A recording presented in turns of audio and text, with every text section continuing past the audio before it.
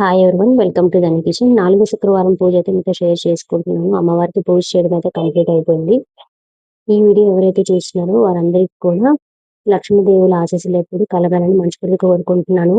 మొదటిసారి వరలక్ష్మి పూజ చేసుకోవాలనే వాళ్ళు కూడా ఈ వీడియో చూసినట్లయితే చాలా సులభంగా అయితే పూజ కంప్లీట్ చేసుకోవచ్చు. ఫుల్ వీడియో అనేది లింక్ డిస్క్రిప్షన్ లో ఇస్తాను, చూడండి.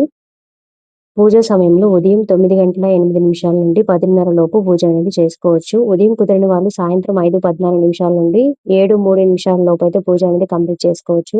కలశం అనేది ఎలా పెట్టుకోవాలి, కలశంలో ఏమేమి వేసుకోవాలి, అమ్మవారికి తాంబూలం ఎలా ఇవ్వాలి, చెంబు పైన పెట్టుకునే టెంకాయకి బొట్టు ఎలా పెట్టుకోవాలి అనేది కూడా ఫుల్ వీడియో అనేది పోస్ట్ చేస్తున్నాను, తప్పకుండా చూడండి. ఈ శ్రావణ మాసంలో ప్రతి ఒక్కరు కూడా అష్టలక్ష్మి దీవెన కలగాలని పూజ అయితే చేస్తుంటారు.